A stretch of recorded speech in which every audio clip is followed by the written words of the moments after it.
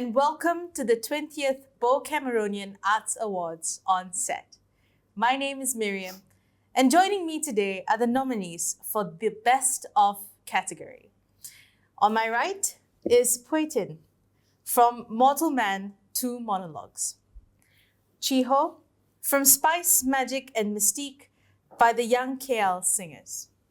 William Yap, from The Bee, and Norzizi, from Randai, MacBeth. Thank you all so much for joining us today, and congratulations on your nominations. Thank you. Thank you. Thank you for having us. All right, so we're going to get into a fun question, a fun but reflective question. In 100 years from now, when people look back to this moment of art in Malaysia, what piece, artwork, or art form do you think will be considered timeless? I think we see ourselves as a work of art. Aren't we? Are we yourself? I think whatever we do today will have an impact.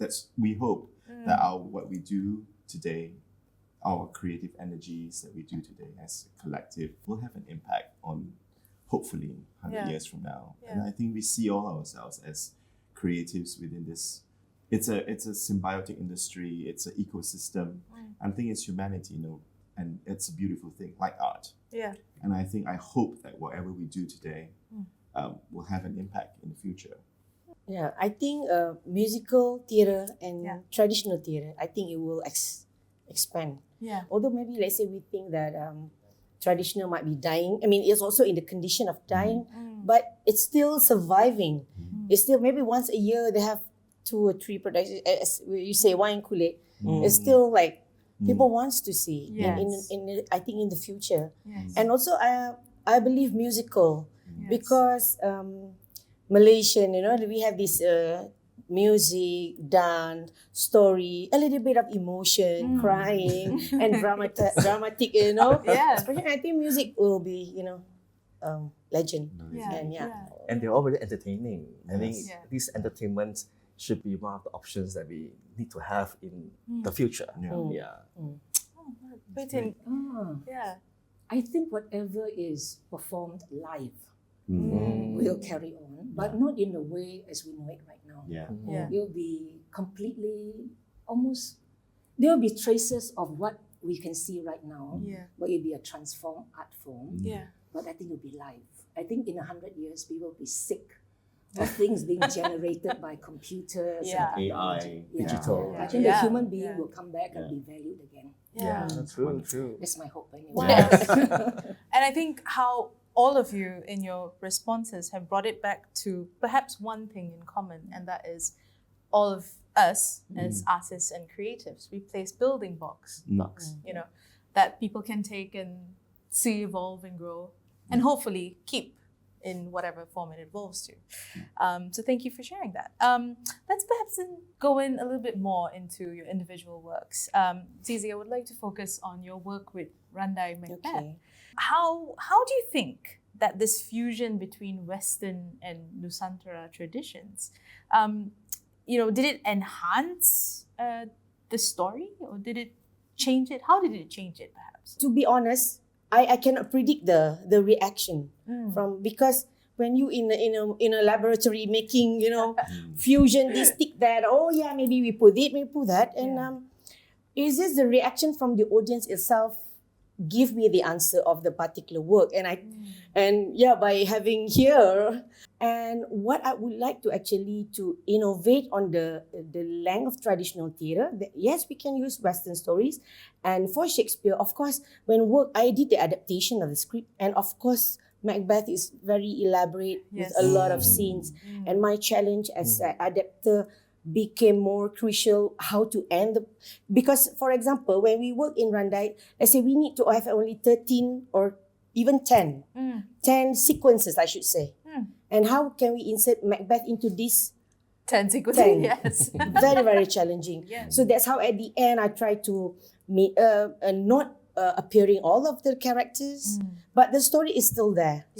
Yeah. So kind of like my question was between whether I want to do Shakespeare and insert Randai in it, or I want to use Randai and use Shakespeare in it. Yeah. So I thought we have Randai and Shakespeare into it. But I retain the name of the characters. Yes. Yeah. So it gives some. Is it? Why? Why is Randai MacBeth?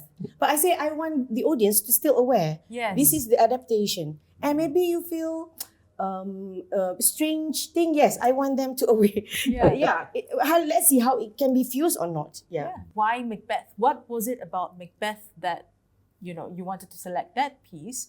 And maybe number two, because of course you said MacBeth has a lot of characters, it's a lot of parts. You have to put it into 10 sequences, for example.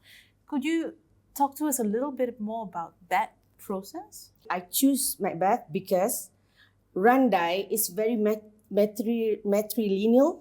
Okay. And even the costume of the female characters have this, like it's inspired from the buffalo. Right. And if you see in Minangkabau, it's all the roof is all. It's all got that curve. Yeah. And how this Lady Macbeth for me is represent the matrilineal society and how women empowering into that. And I thought the costume itself just give even when I asked the costume designer, can you give me like the huge one? So when she enters, just like the costume itself gives so much power. Yeah, but at the end we cannot work with the because every time when the scene with Macbeth, they always it just jump into the eyes and everything. So we change a little bit smaller. And I think that's the main reason why I choose Macbeth.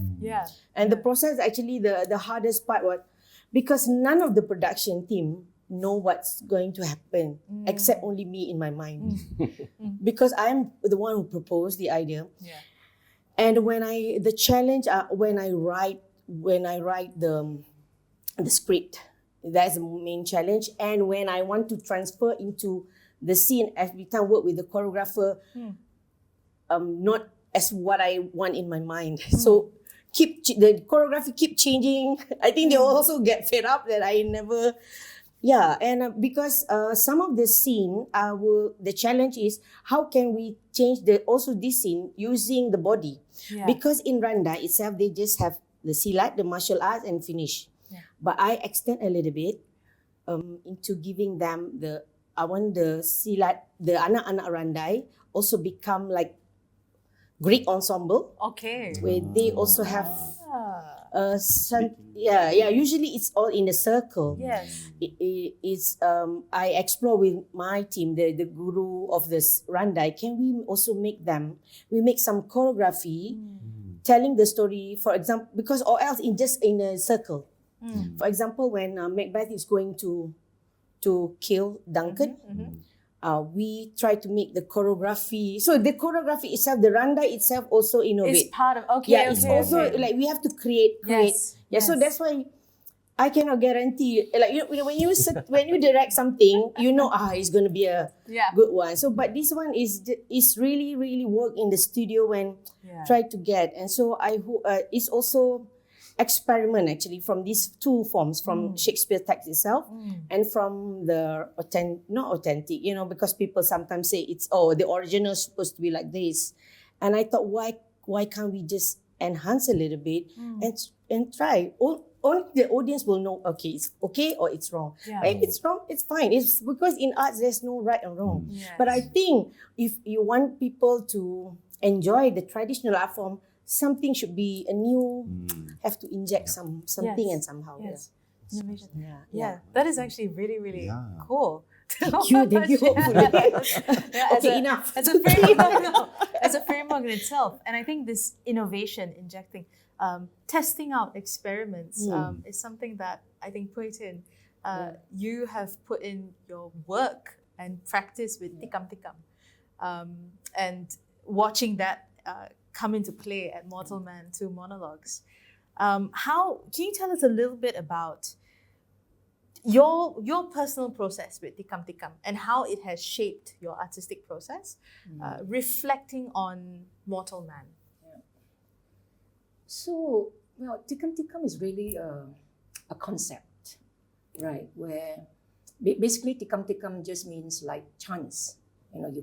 You play a game of chance, and this is what we do in Malaysia as children, a little bit like handling the 10 cents, something. And actually, the person who came up with this concept in performance wasn't me. It was Christian Jit. So 1983. So and that was my very first project with him. Yeah. Where I was the deviser and the performer, and I had to come up with stories, and that was fine. But it became a nightmare in performance when I couldn't tell the stories I wanted. So stories were tikam-tikam by the audience using trigger words. So when the word is chosen, then I have to tell a story. But of course, I don't have a huge repertoire of story in relation to words from a dictionary. So I just realized, no, there was something not right, because the rules then became too binding. And the performance wasn't as free-spirited as it was during rehearsals. So when it came time for me, so over the years, I was even thinking about this idea. So in the 90s, 10 years later, I came up with my own concept of tikam-tikam. I like the randomness because I personally don't think that a story has to be linear, beginning, middle, and end. But it cannot be so chaotic too, then no one can make any sense of it. Yeah. So my idea of tikam-tikam is to find a way between structure and free play. Yeah. Right. So some parts like the beginning and the ending are fixed, but what is in between can be randomized. And then I have certain rules like every piece of text to be performed, smaller piece, must be able to stand alone, meaning it's independent, it's self-sufficient. Yeah. So it doesn't matter in what order it appears, it will always be meaningful. Yeah. And then as the performance goes on, like after 45 minutes or 1 hour, then it will form a narrative. I promise that. Yeah. Because otherwise it's like cheating the audience, right? So it kind of pretty much, but just to pick up something from what Zizi has said, right, about the traditional needing to be innovated.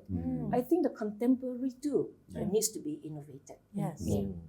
So modern theatre is something that we have borrowed from the West, the well-plotted play, very realistic playing style, and a kind of very, fourth wall, right? You don't talk to the don't break audience. You are here as a make-believe, right? And I have never felt comfortable with that as an Asian, because I grew up on Hokkien opera when all these rules were broken. Yes. So it's also to inject something of the traditional, of the folk, into the contemporary, and then make contemporary more exciting, I think. Yes. Totally agree. But again, like Zizi says, you have no idea whether you'll work or not. Yes, that's right. Audience might just hate it, all my work. But then tomorrow, it'll be a different configuration. It might not work tomorrow. So the risk factor is very high. Yeah. I'm always so nervous. Yes. I shake before a performance. So Well, that in short is I tikam-tikam. had the immense opportunity of experiencing that performance, and I think Mortal Men as a work was just so, it dove deeply into different formative years of Malaya becoming Malaysia through these two characters. But then sort of seeing them grow as a country grew as well. Can I perhaps ask your thoughts on, how do our identities, number one, or creative expressions, how are they defined by historical and cultural moments that we live through? And please, everyone else, if you want to jump in your personal creative expressions as well. Yeah, like if you look at modern psychology, then everything starts at birth, isn't it? You're born and you do not know what happens before that. You kind of appear, and then you think that you are shaped by, family and then, social cultural forces, economic forces. So all that is actually in my play. Yeah. But I think this, the reason, and then going back again to tikam-tikam, the reason why, I'm not challenging it. It's like I've come to understand that who we are. There's some mystery there that we can never explain. Like, why is it I met Christian Jit and not another director at that point? And then Christian too, had his own very particular trajectory. His family came from India at a certain point, and he had a certain history before I met him. And I had a certain history before I met him. Yeah. And my history is linked to my grandmother, and his is linked to his grandfather. And, so by all that complexity we don't actually see in the theatre. Yeah. We don't even see in a piece of writing because it's too complex to explain. Yeah. You see, and this is why, for me, when I talk about tikam tikam, like, okay, these are two people and you can relate to them as human beings, as a writer, as a director, as a woman, as a man, as let's say, sociological figures from Malaysia. But then they're also a kind of, they are like emanations from some mystery somewhere, right? With very unexplainable trajectories that, consisted of multiple webs of people behind them. And then they appeared there. And so using tikam tikam to perform this is to say, we cannot explain this. But physics can. Physics say this is chaos theory. Chaos theory. But I don't want to make it so intellectual, right? Yeah. So is to make the chaos theory performed. Yeah. You see it in action and it happens right before you. Whether you understand the intellectual side of it, it doesn't matter. Because it happens already. Yeah. And you are already affected by that. Yeah. Yeah. Nice. Any thoughts on, anybody want to follow up with those thoughts? Any kind of, maybe in your personal creative expressions, anything, historical moment that has made you do what you do, perhaps? Yes, please, William. I'm representing the bee. Yeah. The bee is a story about a good man become a bad man at the end because he wants to save his family. He has to act differently. So from an audience perspective, you actually see a very kind man. At the end, he actually mirrored what the bad guy is doing. And he actually used the same method, same way of cruelty, torturing in order to save his own family. At the end, he become the one that actually do all the bad things. So director is the one that chose this script from a Japanese scriptwriter. The reason why he chose that because he actually being annoyed by what's happening right now. Of course, historical events also part of the reason, but what we are experiencing right now either is in Malaysia or in the eye of the whole world. Yeah. There are wars happening right now, and people doesn't have a choice. Sometimes because they are being trapped or being, like you say, since birth, you are being trapped at a location. You are not able to run out of it. Some people doesn't have that choice. And some people, because of they want to save themselves, they have to act differently. Yeah.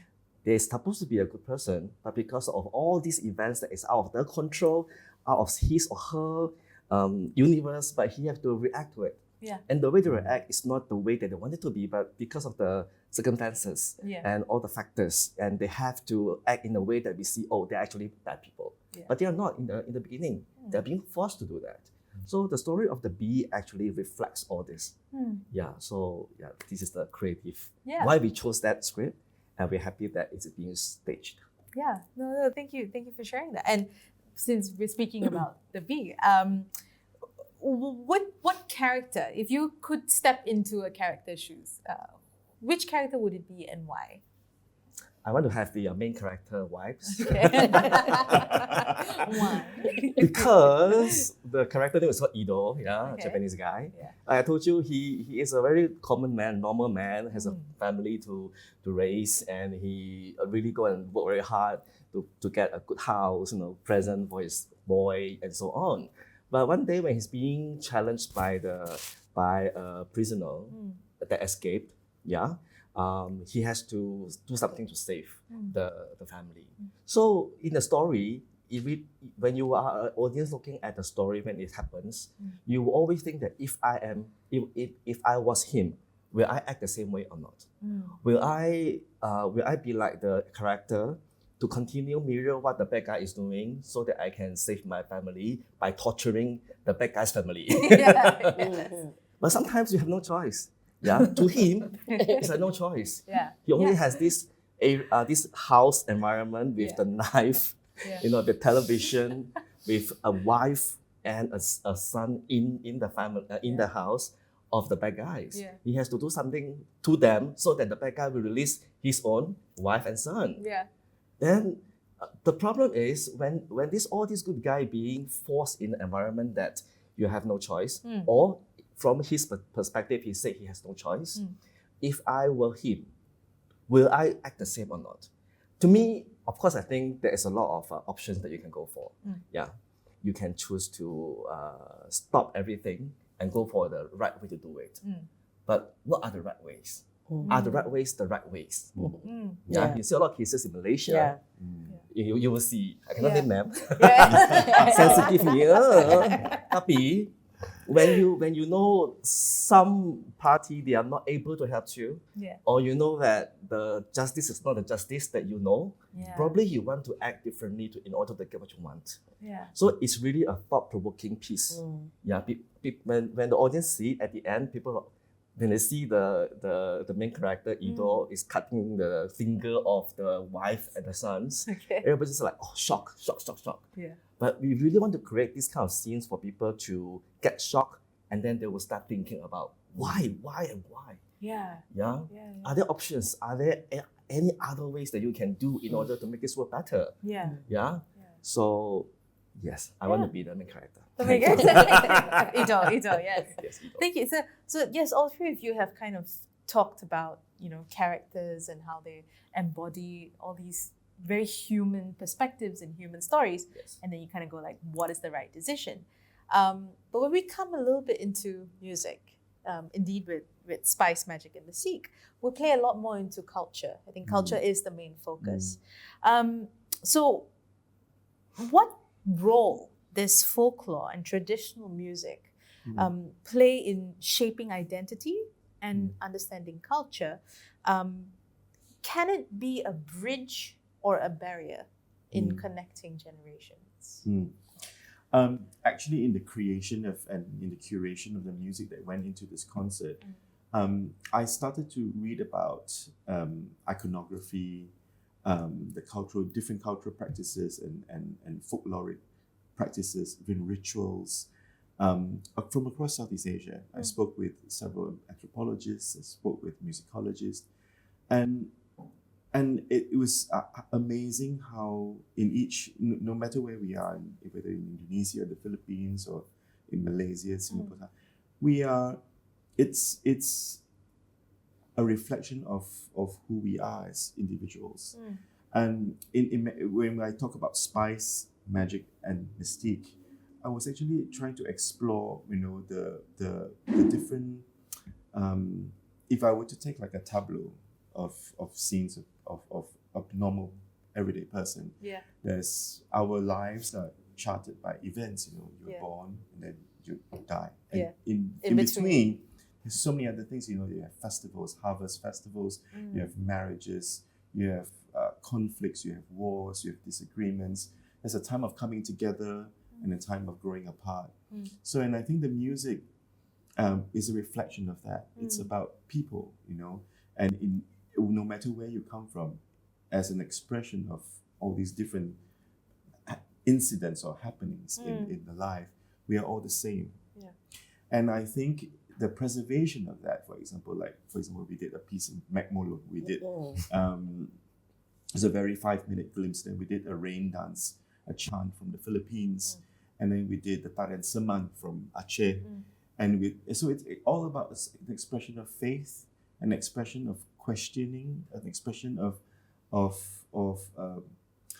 asking, of pleading, of prayer, of reflection, of greater spirituality. Now, Southeast Asia, of course, is shaped by the great religions, the great faiths of Buddhism, Hinduism, Islam. But beyond that, there's also a lot of folk and animistic rituals that are shaped by people, just wanting to ask, is there a greater mystery out there? So the mystery of life itself. So and Spice, Magic, Mystique was a glimpse of that. It was like a little glimpse, a musical glimpse of all these different songs and music that were an expression of questioning about life. And it's very much part of our identity, no matter which culture that you come from. And I think to preserve that, and it serves as a reminder that, these traditions date back for thousands of years. And they're still relevant today. I come from Penang. if you walk down the streets of Penang, you see a little ribbon on the tree stump. Yes. The people still ask Yes, questions yes, and they look yes. for answers, and I think it's a beautiful thing. It's some, in a way, very Asian, it's like us. So that was spice for us. Yeah. Perhaps as a closing to this conversation, how do you see the future of performing arts in Malaysia? How do you see it evolving? Is there space for more innovation to take place? How would you encourage artists, younger artists, to continue, making it a sustainable, long-term future filled of experiments and being proud of those experiments? You mentioned the word sustainable, and I have big problems with that. In fact, I think it's getting harder. This is based on the feedback given by my students who are now working, right? So to earn X amount of money, they have to do a lot more. Yeah. Almost double, the projects they do, because everything is now paid by project, right? Project basis, gig economy. Yes. So on the one hand, it's very good, because it gives them a lot of creative freedom, because these are like, you can form any grouping that you want, work with whoever you want, any hour that you want to put in, any theme and whatever, the form, everything. There's a lot of creative freedom. But the price they pay is, it is not able to sustain them. So the question is, like one young person asked me, how am I going to have a family? And buy a house, because we still deem these things important in a society where there are no safety nets. In fact, if anything, it's more, you have to take care of yourself even more. Yes. Even though, by the way, whatever spare money you have, put into EPF. Yes. Self-contribute now. Yeah. So that would be the one thing that I would say, the economics of it. Now you talk about the ecology, but just thinking ecology must include economics. And the other thing that I say, like, how do we encourage them, right? It's this thing that I keep telling, younger people. Now as they're getting older, everybody is younger. There's no like older people to talk to. I apologize. So, they are like, 20 years younger, 30 years, 40 years younger than me, And the thing is, it's something that I have learned, and it is that you cannot get away from research. Yes. Exactly. You just cannot get away from it. Yes. And research doesn't mean Google. Yes. Yes. And doesn't mean using AI. Chat GPT. It's more like what he says, go and talk to people, because there's Yeah. a lot of knowledge which are in human beings and not to be found on the net and in books. You have to go and talk to people, especially in the field of performing arts. Very critical. Yeah, that's my 2 cents. Yes. Valuable 2 cents. Since I also wanted to say about research, can I just top up into that? Please, yes. Yeah, I think for younger generation of us to make work, we have to do the research. I think the button of start your, alert, because I think nowadays we are not alert about even things in front of us. Yeah. We just walk every day so quick. Yeah. Until we don't allow our eyes, heart, and all our senses to see little things. Yeah. These little things, as you mentioned, that you see the, like tree or have some benang or, people tie. Actually, those around you, surrounding you, those are the ideas sending something to you. Yeah. But how you take it as this will spark something and will spark something and can become an artwork.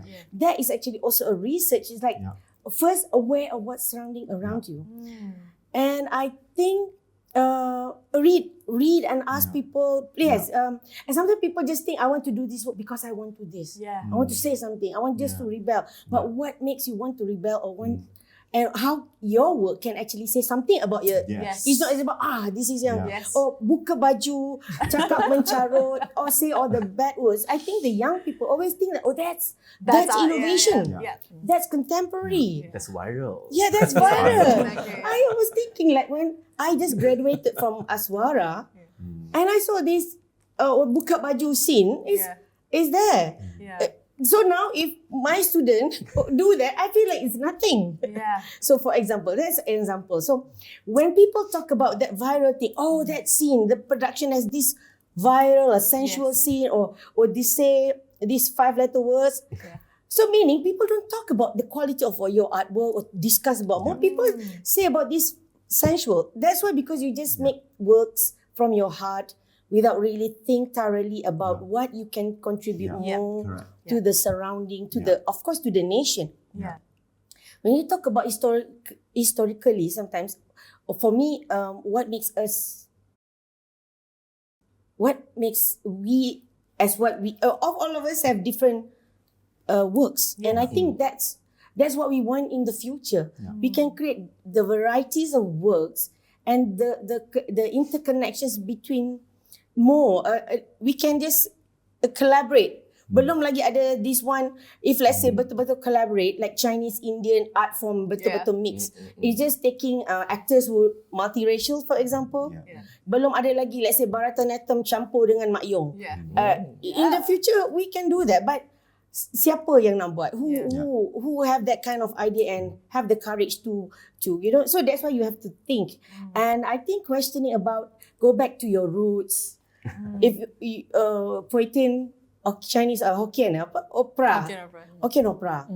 And I think in order for us to make our work different, as people always say, this work is very current and very. What makes you different is not about you are focusing or imitating the Western, as that's our reference, but what you have in your historical, your family, your the way you was brought up and everything. That is actually your innovation, and that's make something work, because tikam is from our local, but I think the younger generation believe if we imitate a lot from the Western, then we become so modern.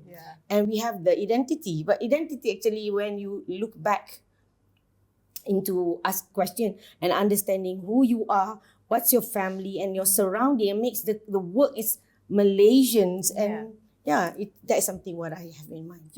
No, thank you. It's Malaysian work. Malaysian and it's works. work that everybody can That's connect right. to in different layers. William Chi Hoe, any last thoughts?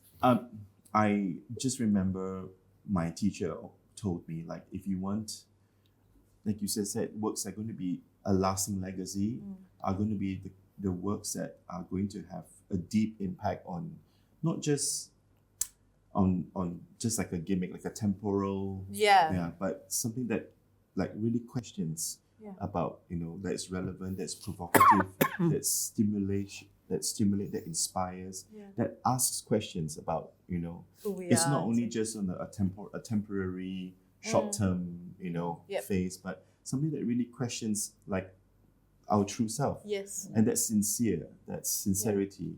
And I think as artists, as artists or in the creatives, I think we have to do a lot of homework. Like I said, research, asking questions, being aware of our surroundings, and being true to yourself.